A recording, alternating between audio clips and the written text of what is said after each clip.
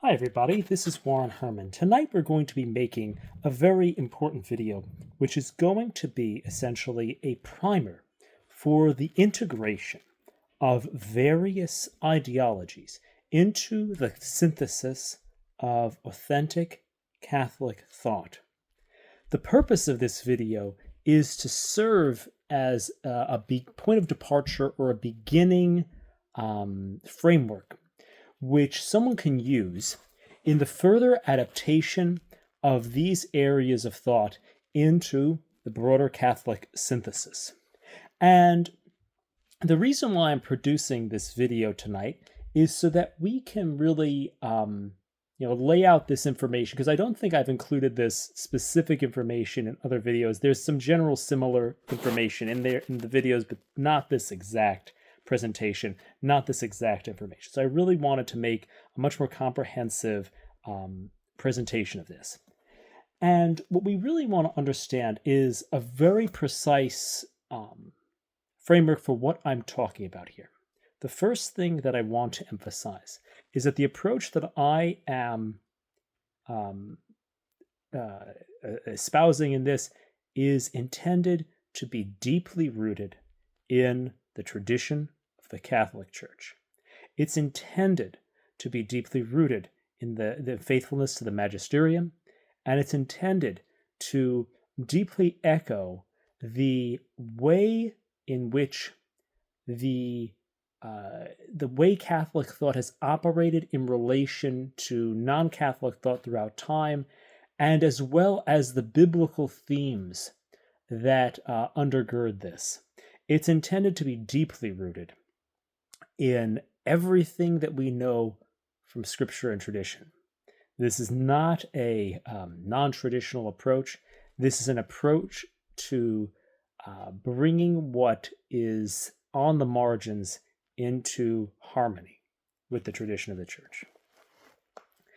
In previous videos, I talked about how my encounter with the teachings of Father Narciso Irala in his book Achieving Peace of Heart gave me an understanding of a Catholic anthropology that could be easily applied to this task of reconciling human ideologies with Catholic faith. As we begin this video, which is going to focus more broadly upon the religions of the world, upon various other philosophies, and things like that, we're going to briefly recapitulate some of the things that were spoken about, because they could serve as a kind of obvious blueprint for the reconciling work that is going to be described in these much more seemingly more difficult areas. Again, I want to emphasize that though the later parts of this video will be discussions of the redemptions even of religious systems, there is absolutely no way in which I am suggesting some type of a syncretistic synthesis. What I'm intending to do is to fulfill what is biblically taught by St. Paul, that we are to take every thought captive to make every thought obedient to Christ, which is nothing different than what St. Thomas Aquinas did when he took the thought of Aristotle and broke it out of its frame of reference and reorganized its parts into the Catholic synthesis. This is no different than that. That is what I'm suggesting, and I'm suggesting in this video is essentially a brief primer on how to St. Thomas what has not been yet St. Thomas, how to rework and redeem the ideologies and thoughts and spiritualities of the world according to a Catholic anthropology. And again, we have to remember that none of the things redeemed from the religions of the world, the therapies of the world, these things, none of these things are salvific. They are all useful insofar as they can become ways of training human nature to progress to grow. So, for example, the religions that are associated with lower faculties other than the sacramental life, these religions can be redeemed as to become authentic Catholic human trainings of those lower faculties. So, for example, religions like Buddhism or Hinduism have a great deal of training of attention and awareness, and this can be made into an authentic human training for that faculty. This is not salvific, but primarily it is the training of the human faculties that we gain. And of course, we may train the human faculties in a way that is either just a direct training of the human faculties or which has orientation towards spiritual things. And then there's a way in which it can become prayerful.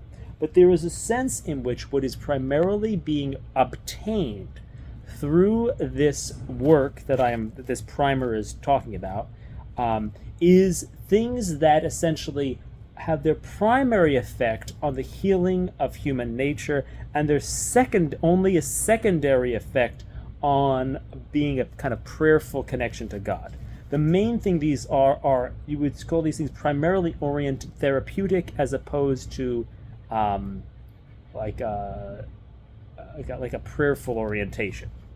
So, but I believe that this is a very important task, because, as a priest once said to me, you cannot shoot a cannon from a canoe, and so you have to shoot a cannon from a battleship, so to speak.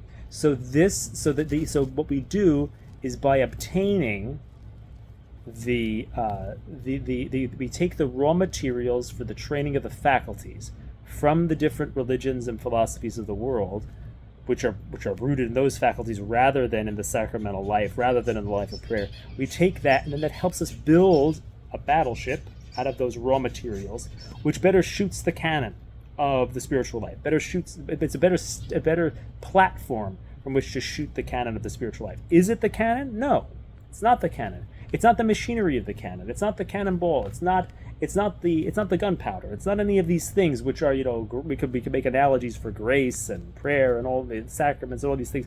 It's not any of those things, but it's the platform from which these things can more stably be shot. And so that's the purpose of this great this work of redemption. And also the byproduct, of course, of this work of redemption is that there obviously has to be dialogue between the groups.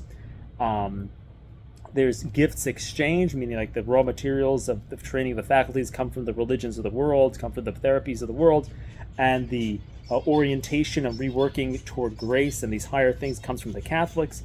And so this becomes, this project of rebuilding and reworking things becomes a project around which a kind of authentic ecumenical and evangelistic dialogue occurs. And the ultimate goal is the reconciliation of all peoples to each other in the Catholic faith and with Christ. So this is what this is ultimately all about. It's this project of the redemption of all thought and ideologies, which leads to the reconciliation of all communities. And this is done essentially under the patronage of Our Lady. And we could also say under the patronage of St. Francis of Assisi, because as he talks about brother, sun, sister, moon, the brotherhood of all things under the fatherhood of God, very much the same process, of kind of creating this unity. And just like Our Lady takes on all the different cultures of the world in her apparitions, we must do that. So this Marian and Franciscan plan of reconciliation. So I know there's a lot to go through there. So we'll let that sit as an idea.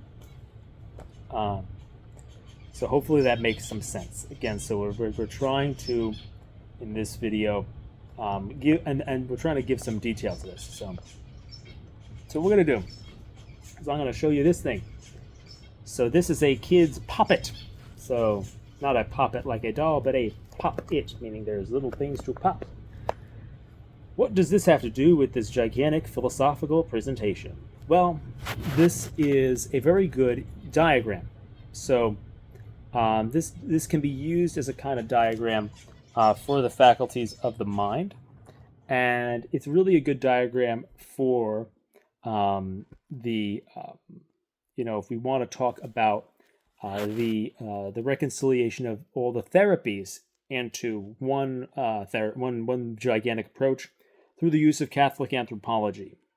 And again, in all these things, we're trying to create immaculate concepts through the Immaculate Conception so that we can become better participants in the Immaculate Conception. We can kind of that's a very bad way of saying it. No, I mean, the words I should be using, I'm sorry, I was trying to check the how much battery life I have on my phone. Okay, well, we'll manage, I think. So I said the wrong words. I like to use the word progress in resemblance to the Immaculate Conception, or how human formation helps us to grow in resemblance to the sacred humanity of Christ. That's the big goal here. That's what we're trying to do. And so what I'm going to do is I'm going to describe very briefly. There's other videos about this, about how to do Catholic therapy, so on and so forth. So what I'm looking for is this. I'm looking for just giving you a brief overview of how we can put the therapies that are disparate schools of thought into one coherent synthesis to show you how this can then be done to other analogous concepts. Because when we see how it works perfectly well in bringing together one field, we can then see how it can bring together the whole spiritual marketplace. So we're seeing first how all the therapies coherently become one set of ideas rather than all these disparate schools through a Catholic anthropology.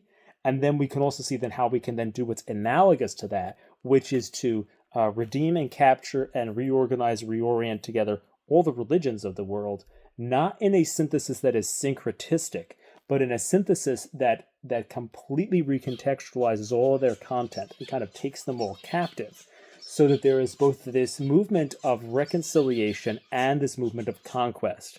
Because to divorce these two is to lose the sense of what Christ came to do. It's to lose that sense of like, okay, it's not about just kind of everything goes, a coexist type bumper sticker, nor is it about like destroying everything. It's about grace building upon nature, and it's about taking everything captive. Let's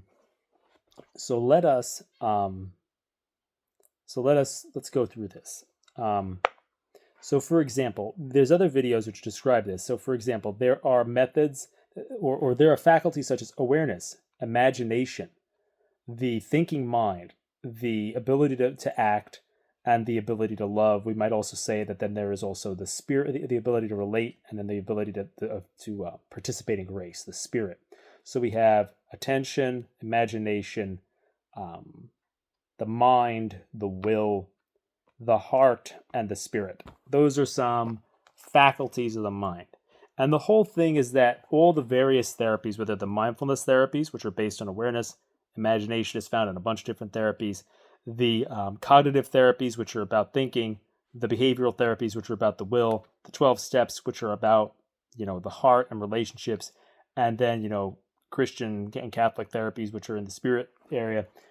These things, are all different disparate methods. But in a Catholic synthesis, you can kind of take, reorient. You could do something. You can rather than having them as disparate methods, you could say, okay, well, these are all trainings for all the different faculties. Like we find in Father Irala's books. There's many ways in which he trains them. He basically has this approach. He has like a unified approach of training the awareness, the imagination, the thinking, the ability to make choices, your ability to relate, whatever, so on and so forth. And prayer, they get these things, So it's like he has all these ways of training these faculties in a coherent, unified approach. So these faculties, and I'm paraphrasing and I'm adding things, can manage the passions.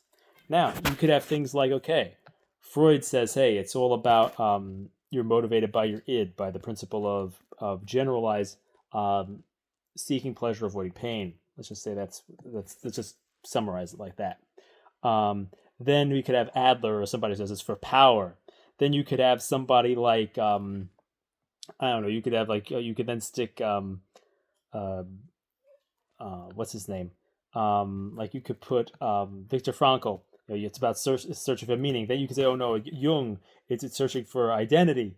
And then you could put other theorists there. But you see, all the theorists. See, the thing is, like, it's true. All those things are motives. But see, it's like each one is part of the picture of human motivation. But when we put them all together, yeah, you're actually motivated by all those things. It's like you're not just motivated by individuation. You're not just motivated by a meaning. You're not just motivated by power. You're not just motivated by enjoyment. It's all of them.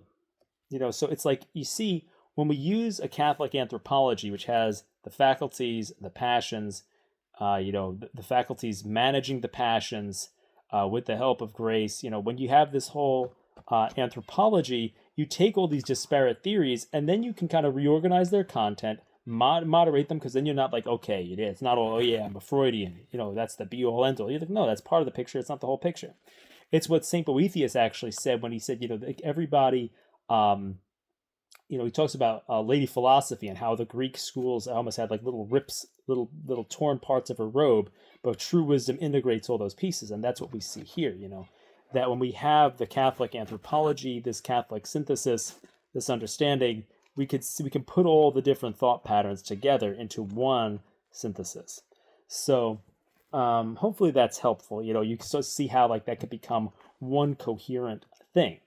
And the reason why I'm bringing this up is not because this is what the subject of this video is. The subject of this video is not, the integration of therapies. It's something that builds out from this, because the thing is that a lot of the religions of the world are analogous to the therapies. There's not really, there are differences, but there's not really that much of a difference. We're not going to get into that today, but we're going to talk a lot about, whereas I had a video series that was pretty extensive that talked about the integration of different therapies into a Catholic perspective. This, and I'm not saying anything here contrary to the teachings of the Catholic Church. I'm saying something here which is in line with the way in which the Catholic Church has evangelized culture and enculturated the gospel, and in which we see this kind of we really see this as the evangelistic strategy of Our Lady of Guadalupe, where she takes on the religious and cultural symbolism of the Aztecs when she appears as Our Lady of Guadalupe. She takes on these things. She takes on these different the symbolism of those cultures, and she reorganizes it. And we see her evangelistic strategy. And so we aim to emulate the strategy of Our Lady of Guadalupe as we talk about how can we take the elements of the other religions and evangelize those cultures and evangelize according to that and present the gospel in a way that takes up the natural, authentically human gifts of those religions and places them at the service of traditional Catholic spirituality. What we're creating here is actually an expansion of what is included in the Catholic synthesis. It is something that this is spoken about actually in the document about like enriching our tradition of prayer, even through like Eastern methods. This is spoken about to a degree in the document, A Letter to the Bishops on Some Aspects of Christian Meditation. And this is what's aimed at to being a thoroughly obedient, thoroughly orthodox, thoroughly obedient to the magisterium method of integration of all thought into the Catholic Church. So that's what we're trying to do here. So what should we do now? Well, I think what we better do is we better get started on thinking about the religions of the world and begin to show some general principles. We're organizing them. And I'm going to address myself to a number of religions of the world and give some ways of talking about various ideas that are available in the culture that are out there about how these religions have already been engaged with by some Catholic people, and the people will be mentioned. I do not in any way intend to detract from the people. If I say that there's some aspects to their ideas that I think need to be tweaked, I also do appreciate their contributions. So I think there may be some dangers to certain ideas, and I will highlight that as I do this. But I hope that this will be a charitable and balanced evaluation of many of the things. And again, I think one of the big problems is that this whole method is designed to be a way out of conflict within the church and within the world. It's designed to deal with, not I mentioned different religions, but it's also designed to deal with different Christian spirituality. It's designed for factions within the Catholic Church. It's designed to deal with various Christian spiritualities. It's designed to deal with various religion exterior to the Catholic Church, and then therapies, and stuff like that, or philosophies, and then it keeps going up, all through all these levels of distinction from the Catholic synthesis. So that's what we're trying to talk about here. So, where we should probably start, I think what I'm going to do is I'm going to start since we began with the therapies, I'm going to go bottom up from this. So we've started with the therapies. I'm going to go up to the religions that are exterior to Catholicism.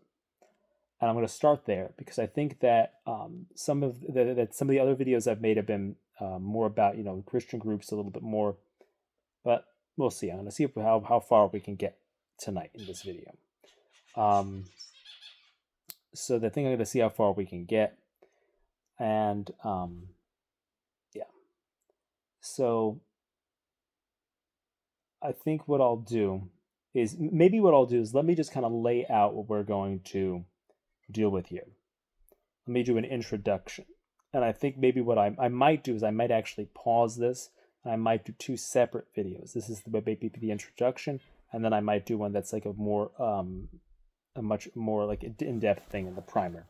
So let's just say, so we're going to use this little thing here as the little diagram. So I'm just going to say the therapies. So mindfulness-based therapies, imagination techniques, cognitive therapies, behavioral therapies, the 12 steps, Christian therapies, and Catholic therapies, which corresponds to awareness, imagination, thinking, willing, relating, and spirit. Those are our different levels. Now we're going to go through the religions. Buddhism and Hinduism and Taoism and kind of a little bit of Sikhism. Those are things with awareness. Imagination you're going to find in a bunch of different religions. There's not really an imaginary religion. Shamanism has a little bit of stuff, the journey and stuff, but imagination is not just in one religion. There's lots of imagination techniques. Thinking, Stoicism. That's the Stoic level. Behavior, Confucianism. Heart, modern Judaism, modern Islam. And then spirit, we have Christianity and Catholicism and all that stuff. So let's think about it. So you see the analogy between these levels. We have we have the level of the senses and awareness. We have mindfulness therapies, or Buddhism and Eastern religions like Hinduism, Taoism, kind of Sikhism. Imagination, and we have imagination techniques in therapy, and we have imagination techniques in religion. Then we have cognitive thinking leads to cognitive therapy or Stoicism. Behavioralism leads to the capacity to act leads to behavioral techniques, behaviorist therapies, or Confucianism. Then we have the 12 steps, which has a higher power and ethical standards. Is the same thing. We kind of have the same level with this heart level that has modern Islam, modern Judaism. And then we have the spirit level, which leads to Christian therapies or Christianity, stuff like that. So does that make sense? We kind of have all these levels. Then Christianity, we have probably levels like, these experiential level. So things like Pentecostalism. It's kind of here. The Pentecostal level. There's some other things are also kind of experiential. You have over here some things like historic Protestantism, like what we would call the magisterial Reformation, like Luther, Calvin, Zwingli, and also modern evangelicalism would be here as like the thinking. Things like the social justice type stuff, and the Anabaptist, the radical Reformation, like the Anabaptists, the Amish. That's behavioral.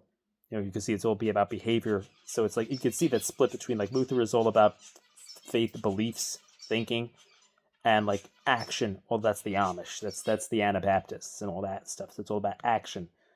And the modern like social justice stuff is also at that level. The modern like the mainline Protestants are in that level, whereas the evangelicals are at the thinking level.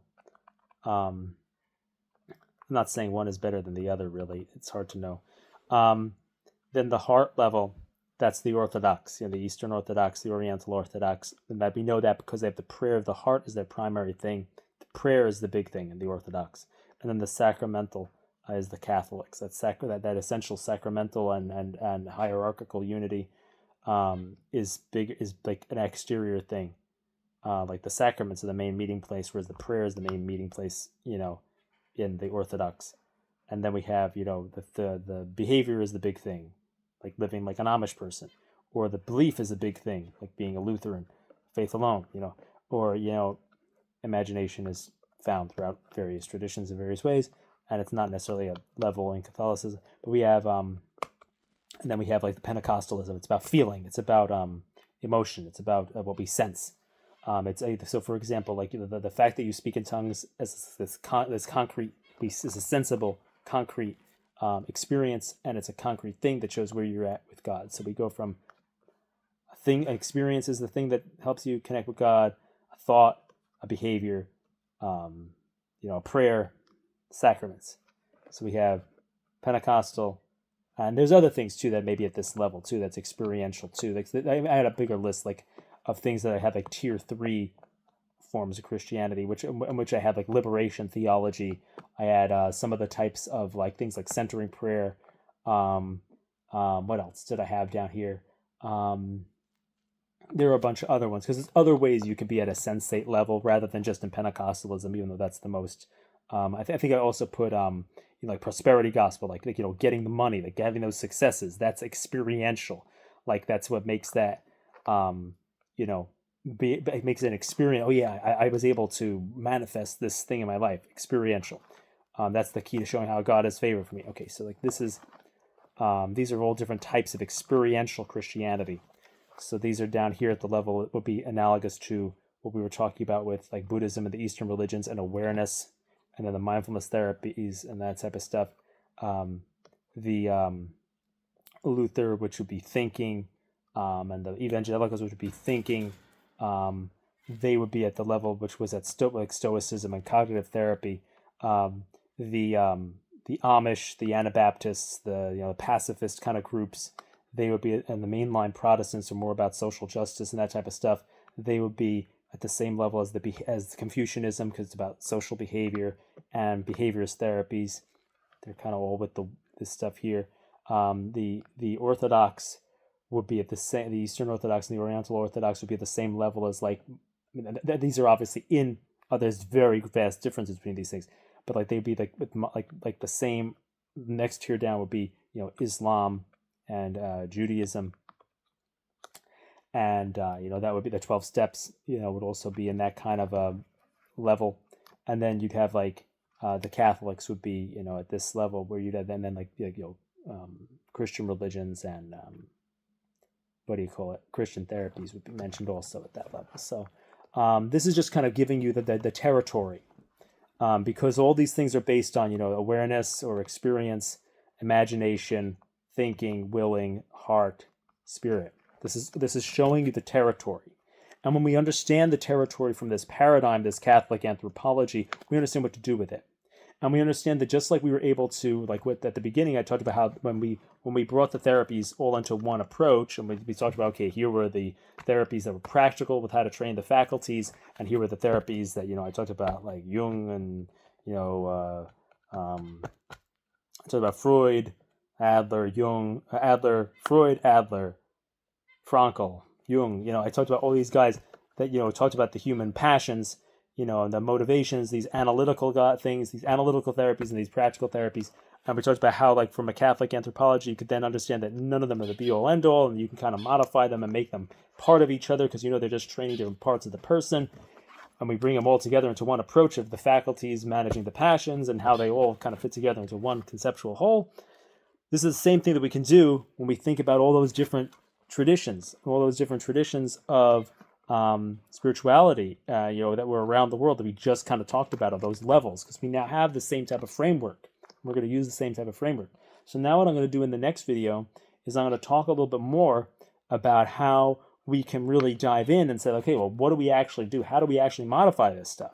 And I'll give a little snippet on how we modify the therapy, the therapy, the spirituality, the religion, so on and so forth, so we understand how to do this. So I hope this is helpful. So we're going to leave this now, to pause this, so this is the introduction video to this kind of primer on the redemption of cultures and philosophies and ideologies according to a faithful Catholic perspective. So hopefully this will be helpful.